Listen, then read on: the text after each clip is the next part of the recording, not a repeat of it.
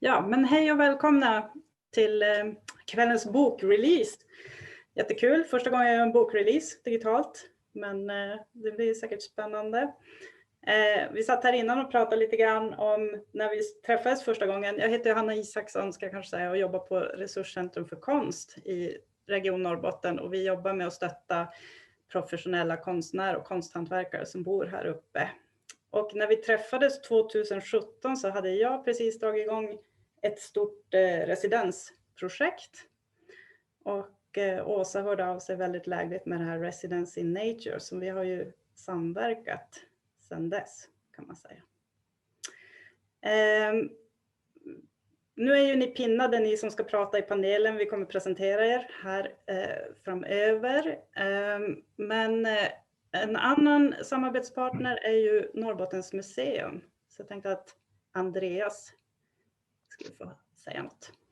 Ja, jag heter Andreas Brännström, är konstnär och jobbar för Norrbottens museum. Jag vill börja och säga stort tack från oss för samarbetet. Jag jobbar själv in 2018 där på museet, men jag hade glädjen att få se utställningen under Luleå-biennalen. Det har gett mig mycket.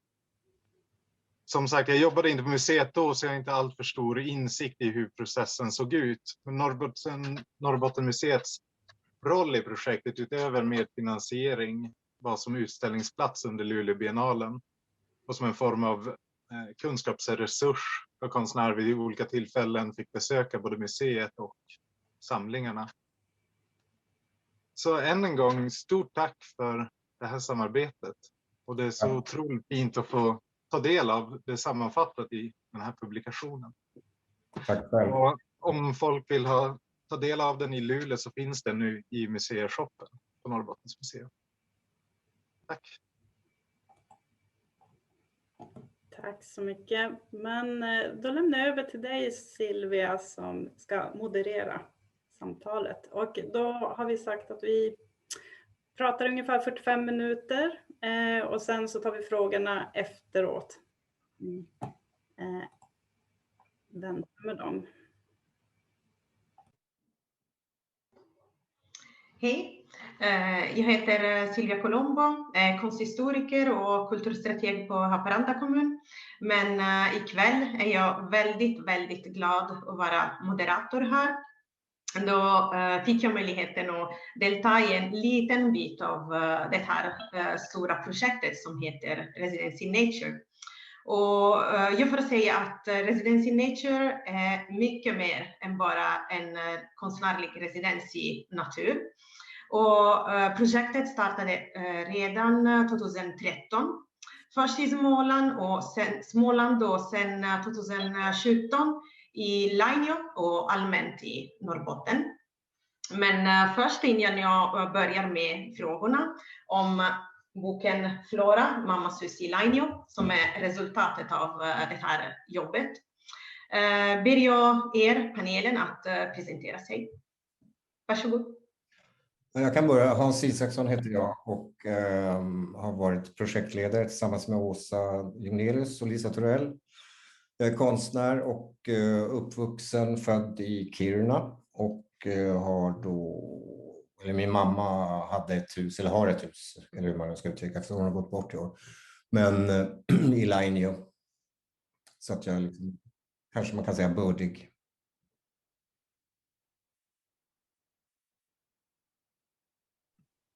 Precis. Och hej, jag heter Åsa Junelius och jag initierade Residence in Nature 2013 i Småland i region Kronoberg. Och jag är konstnär, jag är född och uppvuxen i Stockholm men har sedan 2007 bott i Småland, så jag delar min tid mellan Månsamåla och Stockholm, men mest i Månsamåla. Och jag tänker här i min presentation, jag nämner kort om Residence in Nature start. Är det bra, Silvia, att göra det nu? Så det började ju som en drivkraft att undersöka hur samtidskonsten kan finnas och verka i en glesbygd där de tätbefolkade delarna är en minoritet och majoritet är odlad skog och skogsbruk. Och hur kan då liksom samtidskonsten komma in i det? Och genom att bjuda in människor att både arbeta och leva i materialet under en begränsad tid var en form av metod som vi arbetade fram i ett pilotprojekt tillsammans med Växjö konsthall. Så det handlar ju om att vara i en plats under en begränsad tid, ett visst antal människor, och sen göra då temporär platsspecifika arbeten utifrån just den situationen. Och det växer fram tillsammans med de inbjudna och är liksom elastiskt i sin natur och också då på ett sätt nomadiskt, för vi har också förflyttat oss. Vi var i Småland fram till då 2017 och där då i samtal med Hans så hamnade vi i Norrbotten helt enkelt. Och det liksom utvidgades. Så skulle man väl kunna introducera det.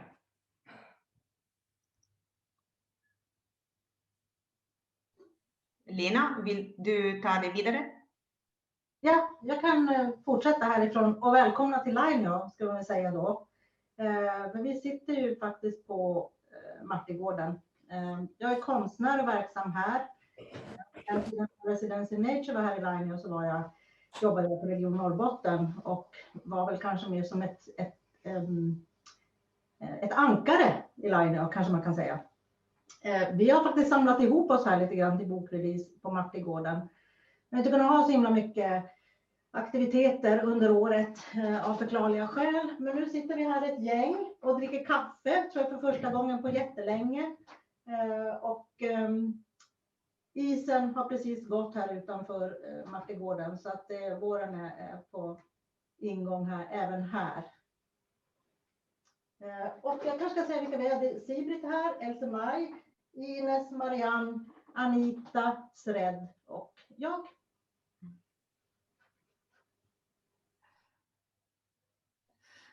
Ja, och Oskar, vill du presentera dig? Ja, hej. Oskar Mennike, konstnär som är född i Vittangi men verksam lite här och var. Just nu är jag på en båt i, jag vet inte var, Ångermanland, Västerbotten. Ja, jag var med i det här projektet. Det var det. Ja, och jag vill också nämna att Lisa Torell som är också konstnärlig ledare av projektet är inte här tyvärr då hon är sjuk.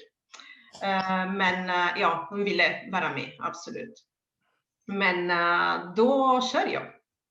Och ja, först, jag är nyfiken att, jag läste i boken men jag tror att det är väldigt intressant att veta varför boken heter precis Floran, mammas hus i Lainio.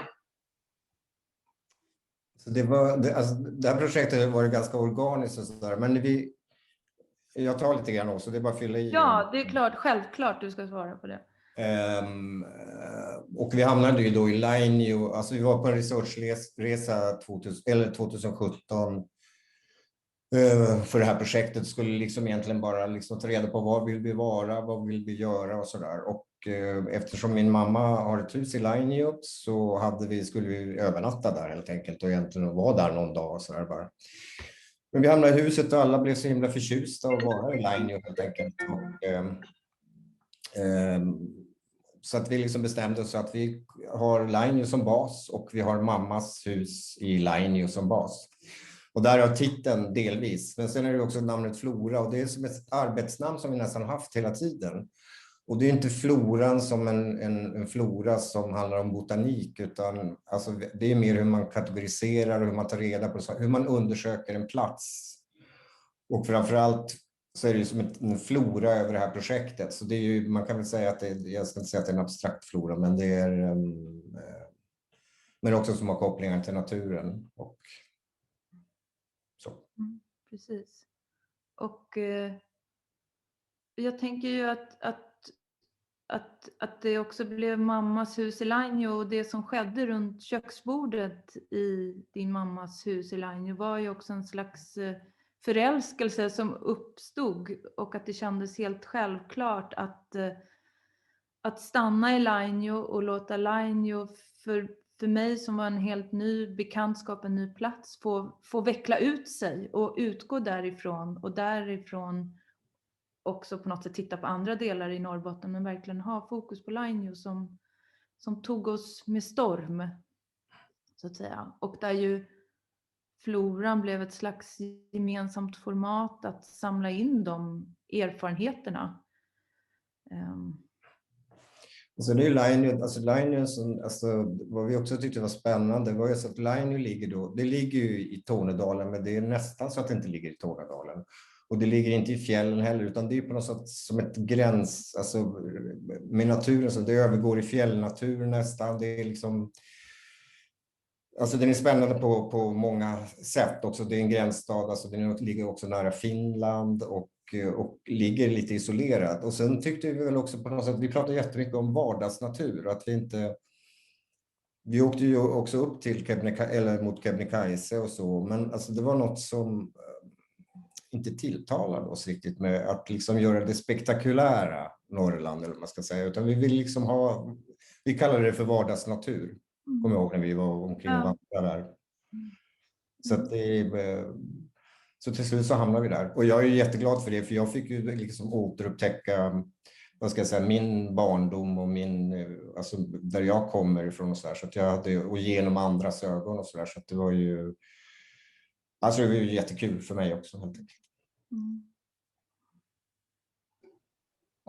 Och sen för mig var det intressant att läsa i titeln av första kapitlet som säger de bästa idéerna föds i informella sammanhang.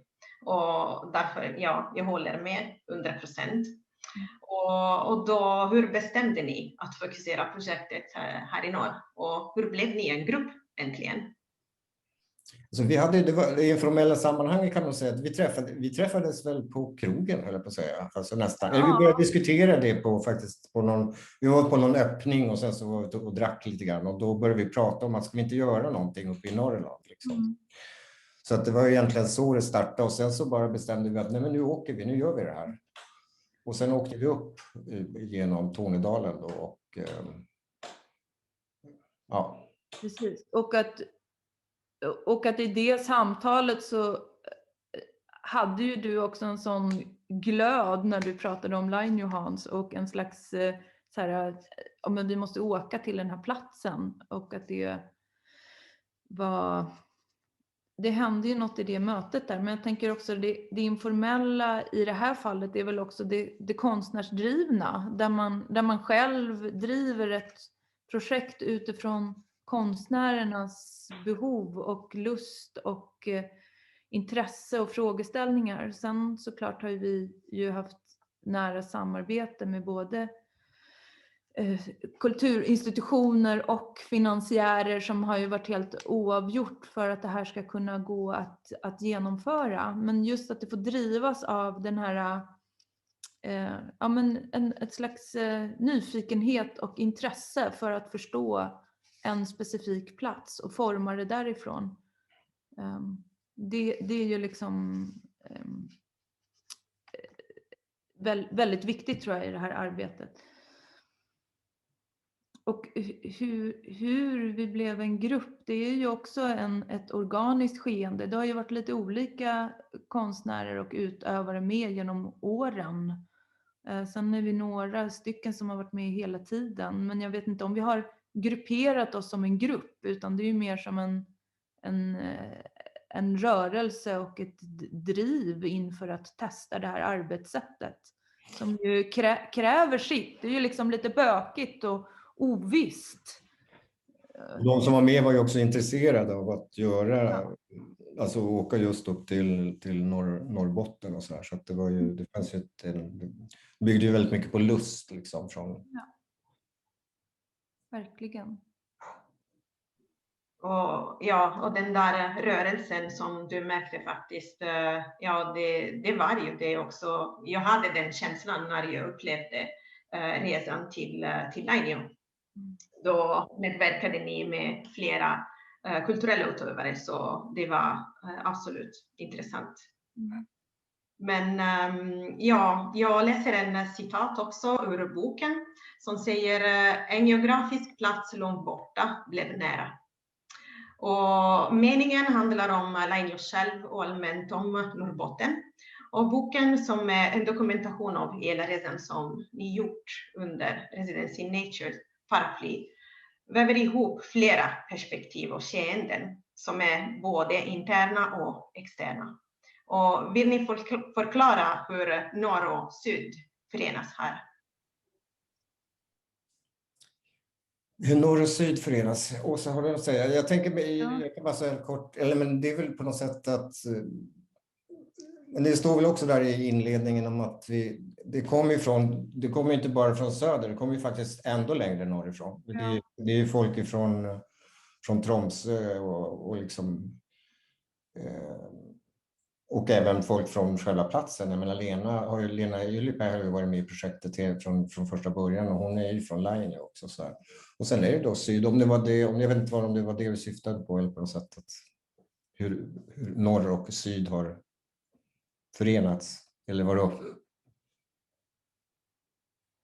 Vad säger du, Åsa? Ja,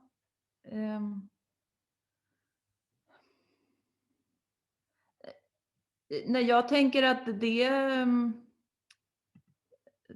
finns ju liksom inget långt bort och inget söder och norr kanske. Det kanske bara finns olika platser och olika erfarenheter, så för mig är det en slags introduktion eller den citatet eller utsnittet ur boken som på något sätt beskriver ju att vi kanske inte ens, alltså man kanske inte ens kan tänka så. Alltså det är klart att vi har väderstreck, men det liksom finns ingen, kanske idén om centrum och periferin inte existerar. Det finns ett slags nu, det finns en närvaro, det finns kontakt.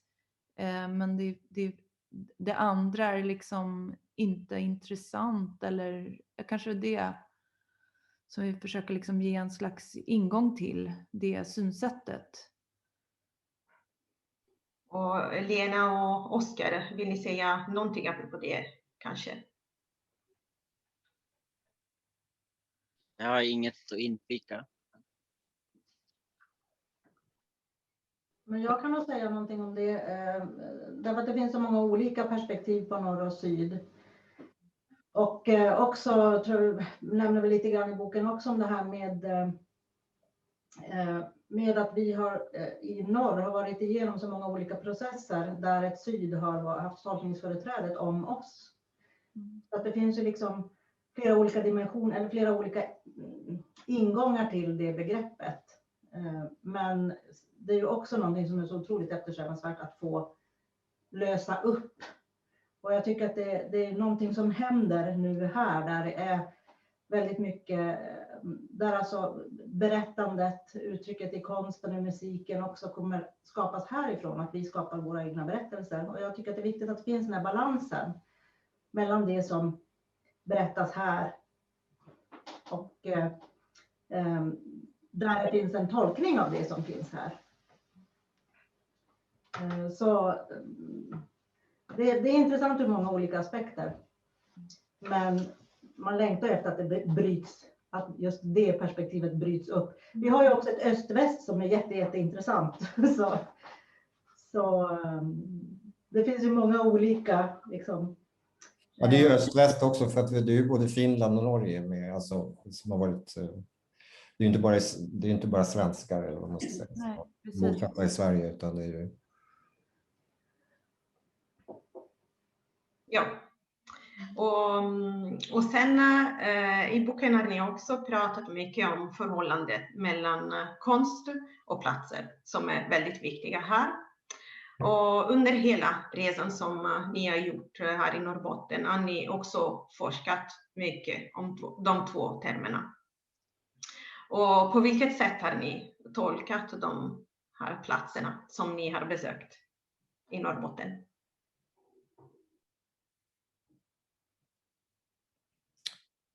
tolka, alltså, du sa något i början där som jag inte hörde riktigt. Att ni har jobbat mycket om förhållandet mellan konst och platser också.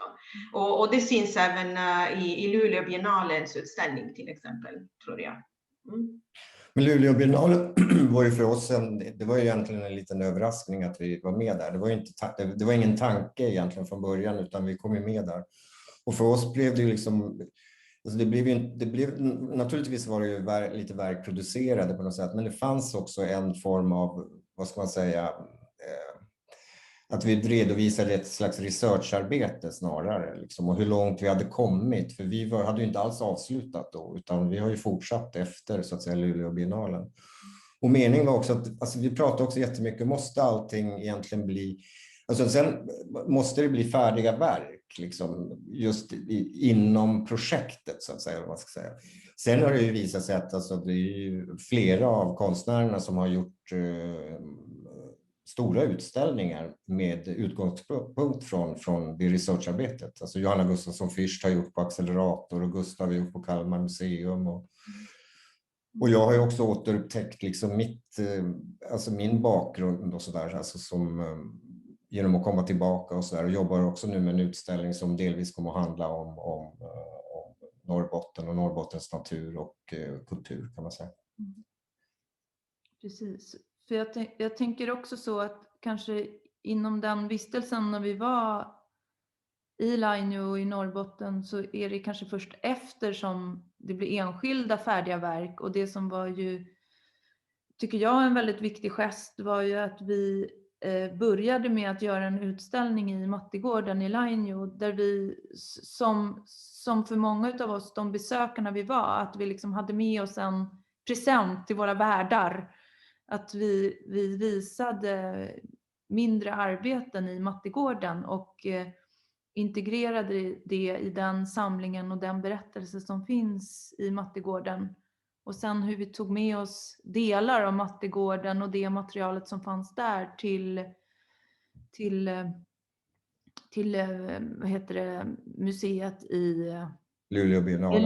Till Luleå Biennalen, precis. Så att det var det som var en utav liksom gesterna, att visa också materialet som fanns i Mattegården. Och även där då att vi hade tillägg utav arbeten som hade uppkommit och även researchmaterial från vistelsen i Småland, som var ju den kollektiva berättelsen från tiden i Kronoberg och berättelser därifrån. Så det var ju liksom många olika röster på något sätt. Och vi gjorde det också. Sen gjorde vi en bussresa, eller jag och Lena, eller vi ska säga, allting som sagt var väldigt organiskt och så. Men i alla fall, vi gjorde en bussresa och en poesiresa från Luleå, från Norrbottens museum till Mattegården, där David Väyrynen läste dikter, och sen när vi kom fram så var det sång av vad heter hon, Henriksson, tappade jag namnet. Lena, du. Lena. Just det, och lite läsningar av författare och dragspelsmusik och sådär. Och plus att vi berättade om utställningen då som vi hade på Mattegården. Så vi har liksom försökt knyta an till platsen hela tiden. Det har liksom ändå varit på något sätt, ska inte dissa Norrbottens museum, men på något sätt har Mattegården varit liksom ändå för oss viktigast, att vi liksom inte betala tillbaka, men liksom visa vem vi är och skapa kontakter egentligen på den platsen som vi egentligen studerade. Ja, undersökte. Och att det var möjligt på grund av den generositeten som vi ju fick från er som bor i Lainio och som verkar i Mattegården vanligtvis, och hur vi blev välkomnade till bastu och bilfärja och de resurserna som drivs utav er som bor där. Och utan det så hade ju inte något varit möjligt. Det är jag otroligt glad för. Det känns som om man nu ska se till resultat, så tänker jag att den relationen och de mötena är något som jag bär väldigt kärt med mig. Och det var ju föreläsningar, vi hade ju föreläsningar också på Martigården. Och vi hade ju liksom våran bas där och lagade mat där och gjorde liksom olika saker. Men sen var det ju också konstnärer, jag tänker på Marcus som liksom ringde på alla hus och ville få en potatis av alla och sådär. Alltså vi försökte vara kontaktskapande och så här, att vi inte bara var en isolerad grupp som kom dit och bara tittade på och tog saker, utan vi försökte skapa ett slags utbyte och ett samtal liksom med folk. Ja. Jag kommenterar en sak där. Under just det här med objekt och saker som också finns nu inlämnade i Martigårdens samlingar, kan man säga. För det är ganska speciellt att samla föremål i en hembygdsförening och på en hembygdsgård. Och de föremålen är ju i användning mer eller mindre. Men det är så himla roligt att få in de här föremålen som har ett samtida formspråk. För det blir det som blir kulturhistorien för nästa generations Lainio-bor som kommer vara. Så det är så väldigt roligt att ha fått in den här tidsaspekten på Martigården. Och också där Dariush dokumentation av husen i Lainio, så som det såg ut då och nu. Också en jätteviktig del i det som bygger våra samlingar här. Så det är otroligt tacksamt då. Och det finns ju delar av den dokumentationen finns ju med i floran också, så att om man tittar i boken sen lite närmare. Men det var ju också, jag tänker också på Anita, och jag vet inte Lena hur du var inblandad i det, men Anitas, alltså den här dokumentationen av slotterängar runt omkring i Lainio som finns också med i boken. Så att det finns liksom, alltså man brukar ju säga att en flora är rik, och jag tror att den här boken blev ganska rik på det sättet att vi har försökt få med många aspekter liksom, och det finns, mycket där. Och det leder också till vad som jag är på väg att säga. Då boken speglar 3 år av intensivt jobb som ni har gjort här i norr. Och den är en samling av olika röster och olika berättelser, men som ni har sagt även en fotografisk dokumentation av Norrbotten. Och det finns även poesi, så jag är nyfiken och skulle vilja veta hur det har varit medverkan och samarbeten mellan så olika personer som ingick i projektet. Det har ju också varit så här, Åsa, det har också varit väldigt så här organiskt att vi har, alltså, Lena, exempelvis så här, David Väyrynen blev inblandad för att Lena hyllade så du måste läsa marken och så här, och vilket jag gjorde då, och sen så råkade han vara då på Luleå-biennalen och läste där då, och då skulle vi ha den här bussresan och då frågade vi honom att det skulle passa alldeles utmärkt, och sen så gjorde han det, och det var en sån succé hela den här bussresan. Den var fantastisk. Och sen när vi skulle börja samla ihop till den här floran då, så var det ju självklart att vi tog med alla de här deltagarna som har liksom varit med under vägen och frågade. Och då har han skrivit en ny dikt som är special för boken då. Som finns med i floran. Som handlar om mjölkört, rallarrosen, vad vi kallar det för.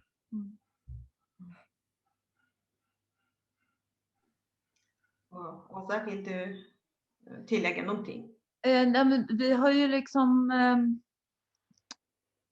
det var ju två års researcharbete innan de konstnärerna som har varit med kom in, fast vi var ju också en stor researchgrupp där vi liksom, vi ville göra det här, så vi har ju också besökt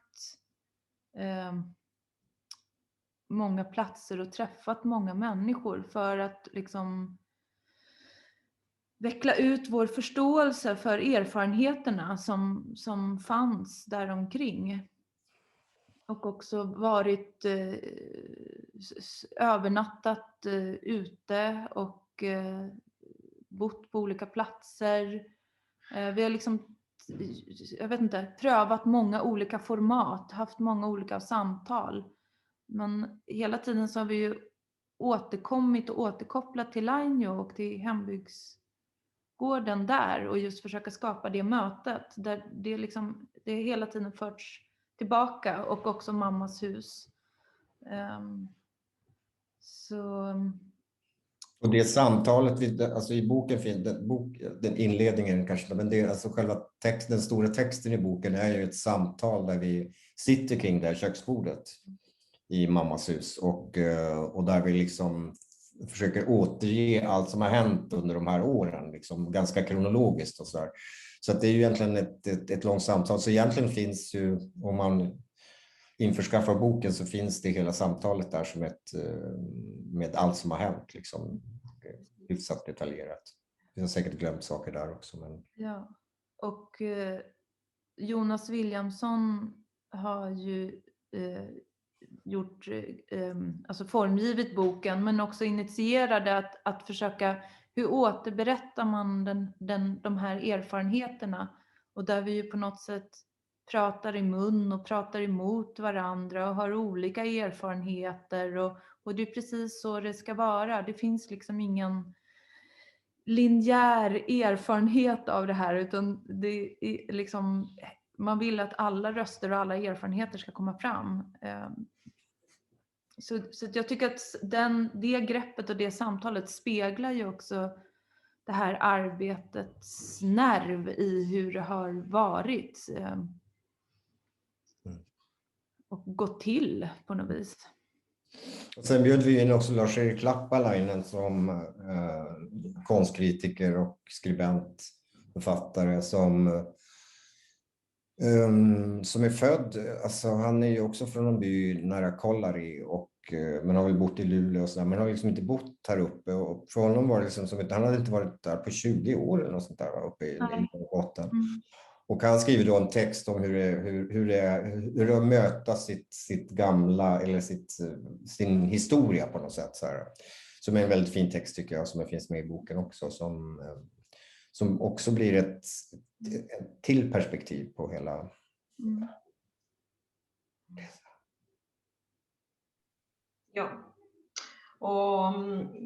Och apropå organiska också relationer, i boken pratas mycket om relationsskapande. Och ni har visat båda sidorna av den här aspekten. Och faktiskt har ni målat Norrbotten och dess kontraster genom att lyfta dikotomier och mångsidiga aspekter. Till exempel pratar ni om allt som är artificiellt och naturligt.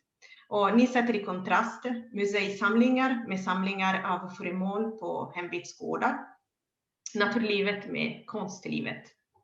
Och ja, det var märkligt att ni har flyttat naturen och hembygdsgårdens föremål till Norrbottens museum och förvandlat Mattisgården till ett museum.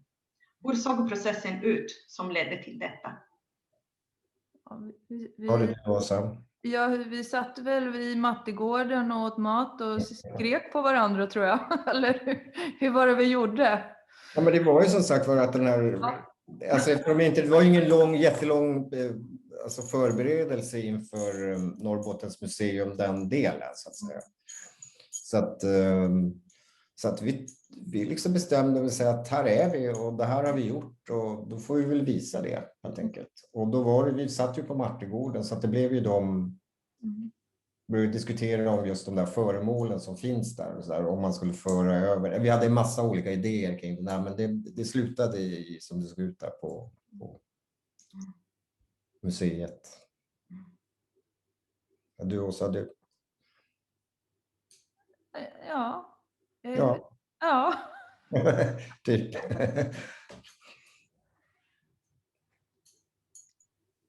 Och jag vill veta om ni har framtidsplaner som gäller Norrbotten och norra Sverige. Allmänt kanske? Ja, alltså vi pratar ju alltid, ska vi inte göra en del 2 eller ska vi göra en fauna nästa gång, pratade vi väl sist när vi sågs. Men vi ska göra ett litet pedagogiskt projekt som i alla fall inom den här delen och som vi har pratat om att göra faktiskt i Haparanda. Också tillsammans med den här lite nystartade utbildningen Happy's Art. Att eventuellt göra någonting där. Så att, men eftersom den här coronan har varit och förstört så mycket så har vi liksom inte, så vi får se om det blir något till hösten. Och vi har ju fortfarande en ambition och en längtan att kunna komma tillbaka till Aino. Och nu gör vi ju den här bokreleasen digitalt, men tanken var ju att vara i Mattegården, så på något sätt så kommer vi att komma tillbaka och liksom runda av det här, och den avrundningen kanske leder till nästa steg, tänker jag också. Det är inte helt omöjligt. Planen var ju att vi allihopa skulle komma, alltså det som sker nu här över nätet, det skulle egentligen ha skett IRL på Mattegården. Vi skulle ha haft bokreleasen där och alla konstnärer skulle ha kommit dit. Och vi skulle liksom ha en stor fest och med familjer och sådär, att vi skulle liksom göra någon stor grej. Men det sket ju sig, som alla vet. Ja. Men när det blir möjligt är ni jättevälkomna här. Men vi kommer. Ja, jag kommer. Vi kommer. Ja. Och,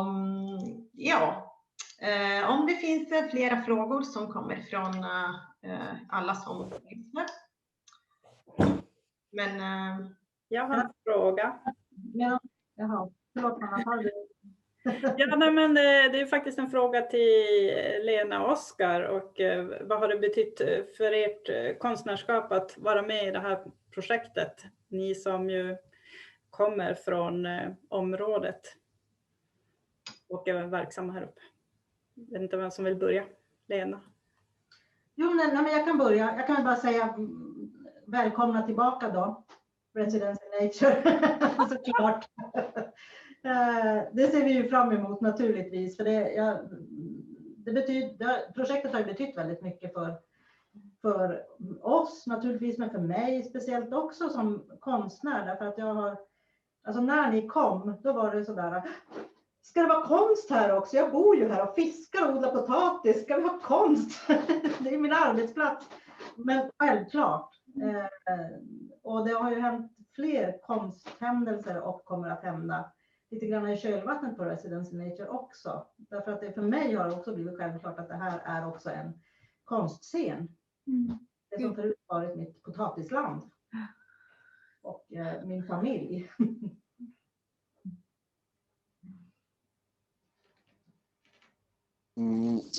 För mig har det varit väldigt kul, speciellt för att se ett område som jag jobbar mycket med i min konst från massa olika perspektiv och ta massa diskussioner som jag inte annars skulle ha kring de här områdena och ämnena. Och det är väl främst det som har varit det viktigaste som jag tar med mig. Att det har som öppnat upp en helt ny värld. Ja, men så känner jag också, även om inte jag inte har bott här på så jättemånga år. Eller det var jag flyttade på slutet, eller när flyttade jag? 1980 till Stockholm. Och men liksom, det finns en slags, när man är där uppe också, det finns en hemmablindhet, och det finns det väl här också. Så när man kommer till en ny plats så, alltså jag har sett platsen med nya ögon tack vare dem jag har varit där med, helt enkelt. Så att, som har varit väldigt givande och kul. Och andra frågor?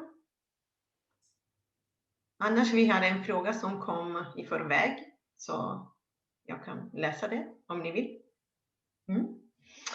Och berättelser om att leva på denna plats försvinner efterhand som berättarna går ur tiden.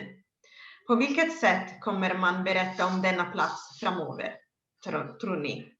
Vad är det för upplevelser och erfarenheter som kan göras på denna plats? Alltså det första jag tänker på, det är just att vi har gjort en bok som hamnar på Kungliga biblioteket. Alltså den kommer ju liksom gå ner i ett valv och finnas där för evigt, känns det som nästan. Så alltså på så sätt så bevarar man väl liksom, i alla fall hur vi har sett på och det vi har gjort. Liksom. Så det är ju bara en liten bråkdel. Men jag tycker att boken känns jätteviktig faktiskt. Nu när den har kommit. Så det känns som ett dokument över... Det är så mycket som försvinner också. Så här, som bara vaporiserar på något sätt. Och sen kommer nästa. Och så här. Så jag tycker det är väldigt fint att vi fick ner till faktiskt bokform. Annars kan jag vara ganska trött på så här böcker nu för tiden. Men det här var helt plötsligt en bok jag kände så här, var faktiskt ganska viktig. Faktiskt, på något sätt. Mm. Jag kan kommentera på den frågan också. Därför att det är liksom, det här gänget som sitter här och de verksamheterna som finns här, de skapar ju gemensamma minnen liksom i alla generationer framöver. Men framförallt har vi ju också flera alltså författarskap. Britt Mange som sitter här till exempel skriver, och även Lars Alm här skriver ju också. Alltså, det, som jag nämnde tidigare också, just det här med att nu det finns också nu skriver, gör vi musik, berättar i konsten, och nu gör vi det också själva om den här platsen. Och jag tror att ett sånt här projekt är ju inte annat än inspirerande liksom för många att fortsätta berättandet.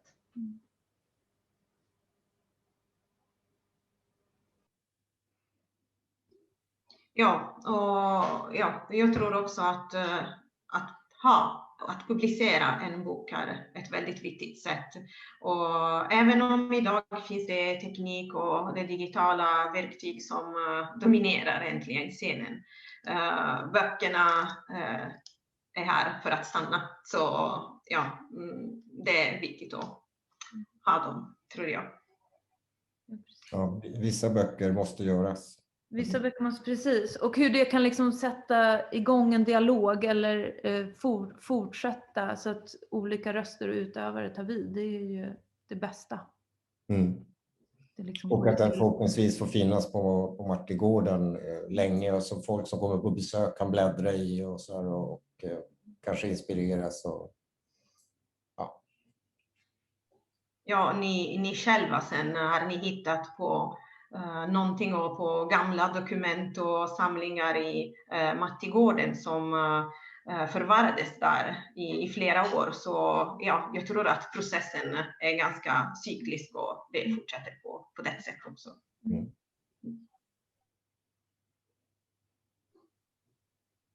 Någon annan som har frågor? Jag har en fråga. Dels tänkte jag säga att om ni har frågor får ni jättegärna skriva i chatten. Eller så är det bara att unmuta er och ropa ut. Men dels har jag en fråga till publiken i Line, och om det är någon där som skulle vilja svara på liksom, hur det här projektet har påverkat er, eller om ni har kommit i kontakt med projektet.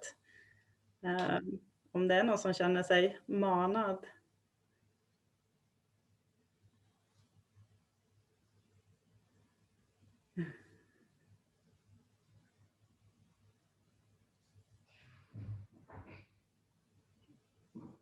Det är jag som är språkrör idag. Ja. Ja, men jag tror att det har ju berört oss eller Lainioborna på många olika sätt. Både liksom direkt genom den här kontakten, till exempel med Marcus som gick runt och samlade in potatisar till sitt verk. Men också när det var utställning här och Ingvild Holm till exempel hade sin performance som det var ju en jätteuppskattad och rolig dag. Mm. Så att genom hela projekttiden så har vi ju mött projektet på olika sätt. Och det var, man kan ju faktiskt säga att det var ju faktiskt fullsatt. Mm-hmm. Det var en poesiresan, det var ju packat med folk. Liksom. Så att, det var väldigt kul. Så. Och någon har frågat, var kan man köpa boken utöver på museet? Man kan köpa den på Martigården, man kan köpa den på Konstig och även på Konstfrämjandet. Konstig bokhandel som man också kan beställa via nätet. Ja, precis.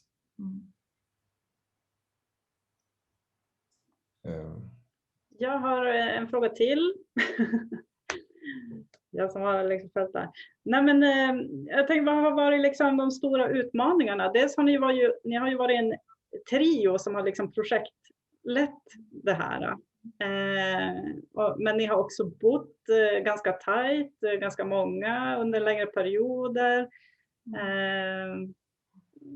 Har det bara varit rosenrött eller är det liksom ur konflikter och utmaningar kan det också uppstå bra saker? Men... Absolut, så är det ju. Nej, men det har varit konflikter också.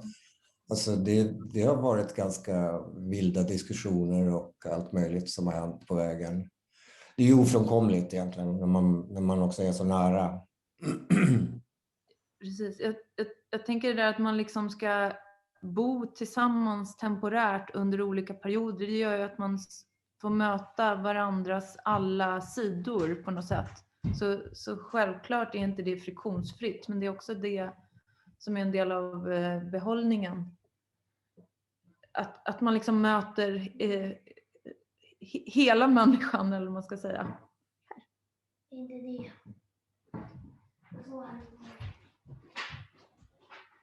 Precis. Ja.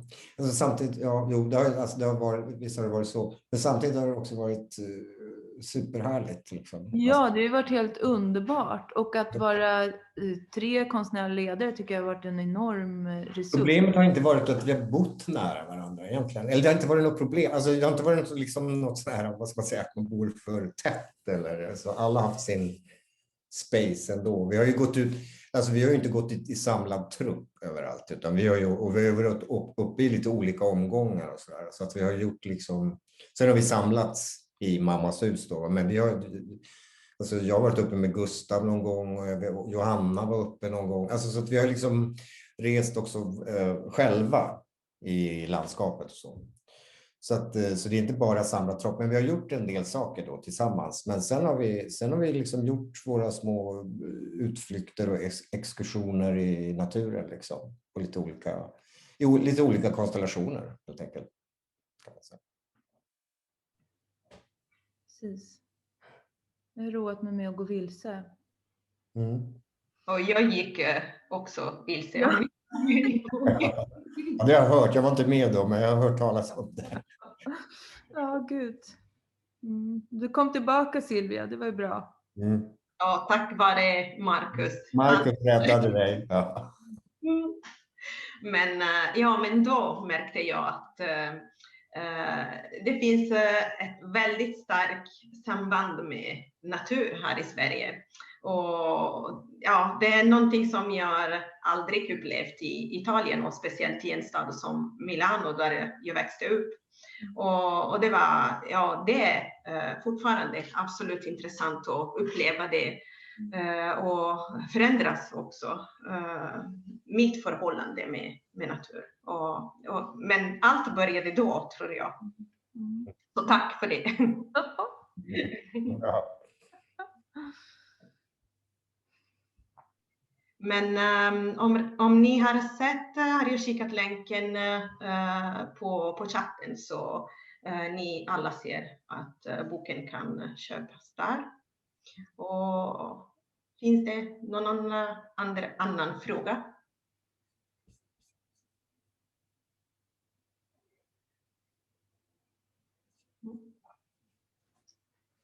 Ja, men kanske man kan fråga tvärtom hur ni har sett på oss.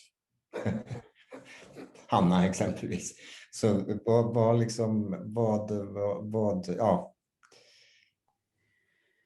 liksom känslan när det kommer upp så där liksom folk och ska liksom ta för sig på något sätt?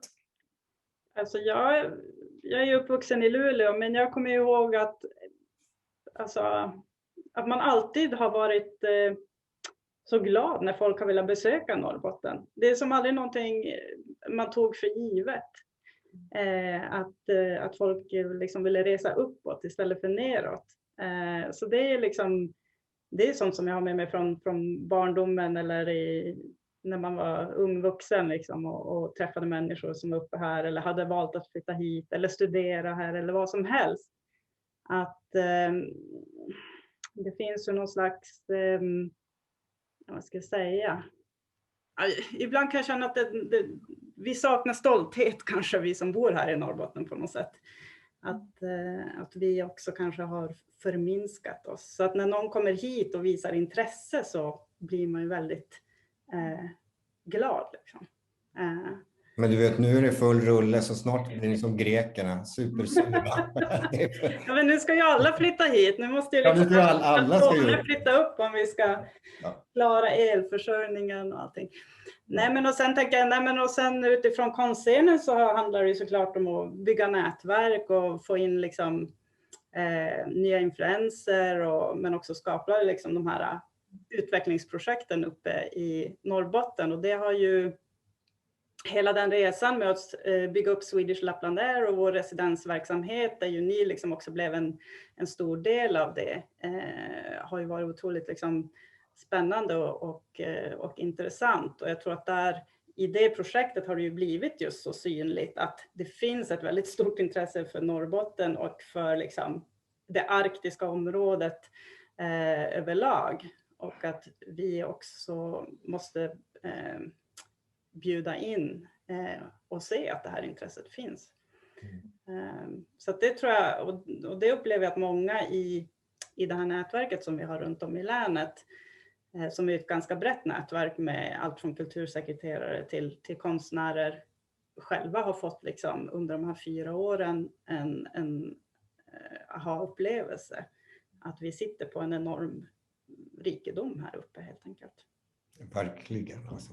Verkligen. Som vi gärna såklart delar med oss av. Så vi vill ju absolut att fler ska komma hit och upptäcka länet och samverka och jobba med oss och skapa utbyten. Jag som har både bott här och flyttat härifrån och flyttat tillbaka till Luleå 3 gånger i mitt liv hittills nu. Kan jag bara säga att jag ser ju en stor skillnad bara för 10 år sedan, eller nu börjar det vara snart 12 år sedan, när jag var i Stockholm sist och så kom jag upp hit igen. Att det händer så otroligt mycket på konstscenen här, förutom att det händer i näringslivet. Det känns jätteinspirerande, jätteroligt, för det var väl inte riktigt så under en av svängarna, någonstans mitten på 80-talet, då kände jag väl inte att det fanns så många som var intresserade. Det gör det idag. Och jag tror att ni gör ett jättejobb, alla ni som har blivit inblandade i sådana här residensprojekt på olika sätt. Just som ni sa, att öppna upp de här platserna. Göra det möjligt för konsten att få rum. För det gör det också möjligt för fler utav oss att känna både stolthet och inspiration och nyfikenhet på området som vi har här. Vi ser det ju med ögon utifrån, och så kan man ta tag i det här som man också har inne i sig, som är alltså platsen i oss på något sätt.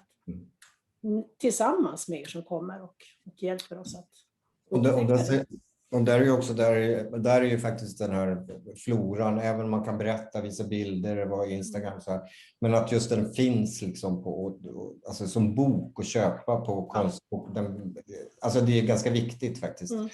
Och den har ju, inte för att säga, men den har sålt jättebra alltså, faktiskt. Så det sprids liksom, och det är ju himla kul liksom. Ja, det är jätteviktigt. Supertack. Tack själv. Jag tror också att det är viktigt. Jag upplever också att just konsten och konstnärerna blir ofta en slagpåse i liksom det politiska spelrummet. Och att just liksom bildkonstnärer, den bransch vi verkar i, lätt får en stämpel av att vara liksom elitistiska och inte intresserade av liksom, att vara en del av liksom samhället eller någonting. Alltså en bild av oss som jag tycker är ju fullkomligt skev. Liksom. Men där tror jag också att det är väldigt viktigt. Just de här residensprojekten som bygger väldigt mycket på just det här research, mötet med de som bor på platsen, en nyfikenhet, dialog, deltagarbaserat. Allt det där tror jag också är väldigt liksom, viktigt att komma ut faktiskt visat att också så här jobbar konstnärer idag till stor del. Och överbrygga den där okunskapen som kanske finns.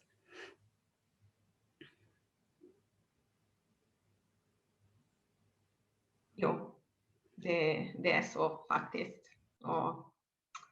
Men ja, om inte finns andra frågor. Jag skulle tacka alla ni som har lyssnat och ni som har presenterat boken faktiskt. Och tack då. Och trevlig kväll. Tack. Tack själva, tack för att ni tittade, lyssnade. Ja, här kommer boken. Ja, precis. Här kommer den också. Ja, Den är jättefin. Hej. tack så jättemycket. Hej då. Hej. Ja. Hej.